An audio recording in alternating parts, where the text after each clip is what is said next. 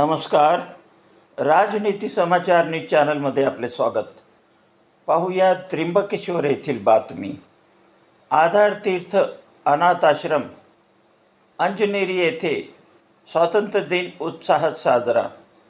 आधार तीर्थ अनाथ आश्रम अंजनेरी त्र्यंबकेश्वर येथे 15 ऑगस्ट 2026 रोजी आपल्या भारताचा 80वा स्वातंत्र्य दिन मोठ्या उत्साहात साजरा करण्यात आला.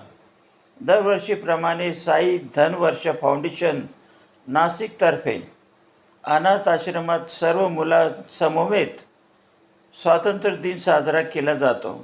यंदाही मोठ्या आनंदात व उत्साहात सर्वप्रथम आपल्या भारताचा तिरंगा ध्वजाची विधिवत पूजा करण्यात आली आणि अभिमानाने ध्वजारोहण करून सलामी देण्यात आली. तसेच राष्ट्रगीत झाले. त्यानंतर दीप प्रज्वलन करून छत्रपती शिवाजी महाराज यांच्या पुतळ्यास हार घालून जयघोष करण्यात आला. या प्रसंगी आश्रमातील सर्व मुलांनी अतिशय सुंदर पथनाट्य सादर करून शेतकऱ्यांनी आत्महत्या करू नये असा संदेश देण्यात आला.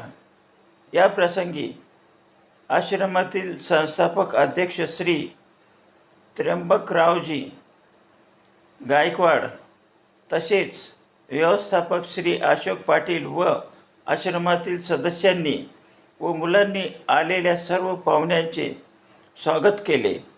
या प्रसंगी आर्मी रिटायर अधिकारी तसेच श्री शॉपी फर्निचर स्टुडिओ संचालिका सौ अर्चना गाडेकर व श्री जितेंद्र गाडेकर तसेच परमवीर चक्र प्राप्त व माजी सैनिक श्री साईनाथ शेट्टी, शिर्डी समाजसेविका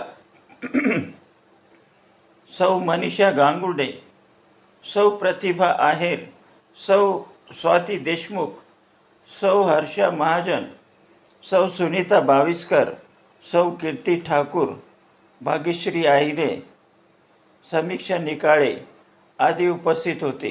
या प्रसंगी साई धनवर्ष फाउंडेशनचे संस्थापक अध्यक्ष श्री संजय देशमुख यांनी आपले मनोगत व्यक्त केले.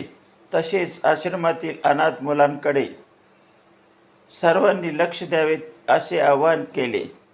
तसेच आश्रमातील सर्व मुलींसमवेत स्वादिष्ट भोजनाचा आस्वाद घेण्यात आला.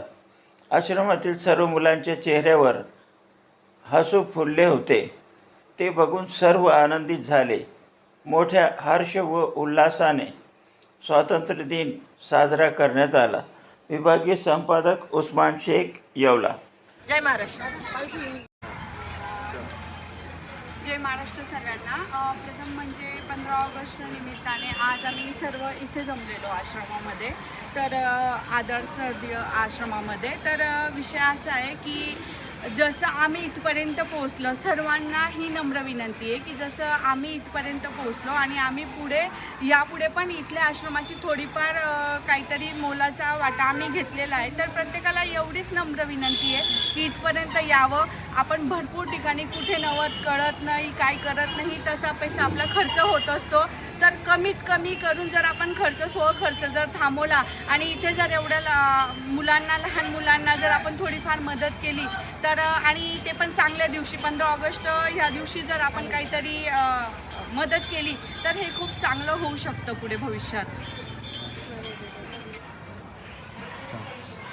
आपल्या भारत देशाला स्वातंत्र्य मिळवून 80 वर्ष झाले आणि या स्वातंत्र्य दिनानिमित्त साई धनवर्ष फाउंडेशन नाशिक तसेच या आधार तीर्थ अनाथ आश्रममध्ये